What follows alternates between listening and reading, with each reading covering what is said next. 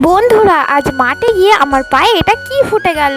তো তোমরা সবাই কেমন আছো? আশা করছি ভালো আছো। তো আজ বিকালে আমার কোথাও পড়া ছিল না, তো আমার দাদু বলেছিল তো আমাকে একটু মাঠে যেতে। তো আমি দুপুরে একটু ঘুমিয়ে বিকালবেলা বেরিয়ে পড়লাম মাঠের উদ্দেশ্যে। আর এত পরিমাণে রৌদ্র পড়ছে, তো সেই জন্য আমি জল নিয়ে বেরিয়েছিলাম। তো আমি যখন মাঠে যাচ্ছিলাম তখন ওই 3:30 মতো বাজে, তো তখনও প্রচুর পরিমাণে রৌদ্র ছিল। আমি যার জন্য 3টের সময় বাড়াইনি, বলেছিলাম যে আমি 3:30 সময় বাড়াবো, রোদ একটু কমবে, কিন্তু তখনও কমেনি। আর আমি যদি বেশি লেট করে যাই তাহলে আমার কাজটা করতে দেরি হয়ে যাবে, তো সেই জন্য আমি তাড়াতাড়ি করে বেরিয়ে পড়লাম। তো এই ফাঁকে চলো কিছু কমেন্ট পড়ি। আমার আগের ভিডিওতে কমেন্ট করেছিল দীপানিতা সিংহা, দেব্রত মণ্ডল, এসকার দেবনাথ এবং রাজু সরকার আর রফিকুল ইসলাম। তো আজ এই পর্যন্ত, আজকের মতন কমেন্ট আমি এই পর্যন্তই করছি। পরের দিন আরও অনেকের নাম নেবো। তো তোমাদের মিষ্টি মিষ্টি নাম যদি আমার ভিডিওতে শুনতে চাও তাহলে অবশ্যই মিষ্টি মিষ্টি কমেন্ট করে যেও। তো এই দেখো, কথা বলতে বলতে আমি অলরেডি মাঠে চলে এসেছি। আর আমার দামি একটা সাইকেল তোমরা দেখতে পেলে, তো ওকে আমি তালা মেরেই মাঠের দিকে যাব।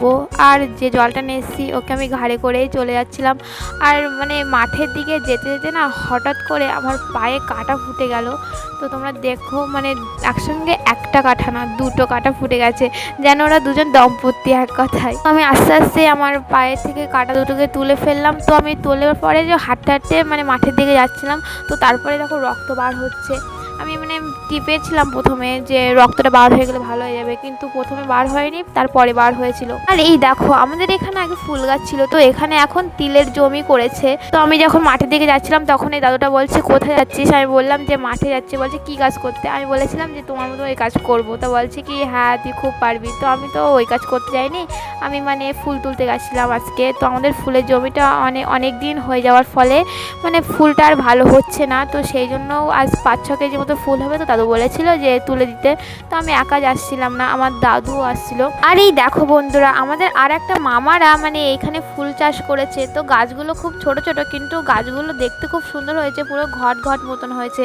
আর তোমরা দেখতেই পাচ্ছ আমাদের ফুল গাছের অবস্থা। তো আজকে শুধু আমি লাল ফুলই তুলবো, কারণ হলুদ ফুলগুলো সব দাগি মতন হয়ে গেছে। তো সেই জন্য আমি হলুদ ফুল আর তুলবো না, শুধু লাল ফুল তুলবো। তো লাল ফুলও দাগ মতন হয়ে গেছে, কিন্তু লাল ফুল অতটা বোঝা যায় না। তো সেই কারণে আমি আর আমার দাদু তোলা শুরু করে দিয়েছি। আর আজ না ফুল তুলতে বেশিক্ষণ লাগলোই না। দাদু বললো যে দেখ কত তাড়াতাড়ি আজকে তোলা হয়ে গেল, তুই তো আসছিলিস না। তো আজ ভীষণ রোদ পড়েছিল বলে আমি আসছিলাম না, তো দাদু আমাকে বলেছিল বলেই আমি এসেছিলাম। আর আজ ফুল তুলতে আমার বেশিক্ষণও লাগেনি, মোটমাট ওই আধ ঘন্টা মতো লেগেছিল। আর ওই যে ফুলে দেখতে পাচ্ছ যে কালো দাগ, ওইগুলো বাঁচতেই আমার একটু লেট হয়ে গেছিলো, নাইলে 10-20 মিনিটে পুরো তোলা হয়ে যেত। আর বেশি তো ফুল হয়নি, অল্পই ফুল হয়েছে। আর ওই দেখো সূর্যমামা পুরো আমার মাথার উপরে বসে আছে। আমি বলছি একটু নিচে লাবো সূর্যমামা, একটু নিচে লাবো। তো ফুল তোলা কমপ্লিট হয়ে যাওয়ার পরে যে জলটা এনেছিলাম, জল তেষ্টা পাইনি, তো ভাবলাম যে জলটা এনেছি যখন একটু খেয়ে নিই। তো ফুল তোলা হয়ে যাওয়ার পরে আমি ওখানে বসে বসে জলটা খাচ্ছিলাম আর কি। তো তারপর ওই সাইডের দিকে আমার মেজো মামি কাজ করছিল, ঘাস কাটছিল এক কথায়। তো মেজো মামি ঘাস কাটছিল, আর আমি বসে বসে মেজো মামির সাথে একটু গল্প করে খানিকক্ষণ গল্প করার পরে ওখান থেকে চলে আসলাম।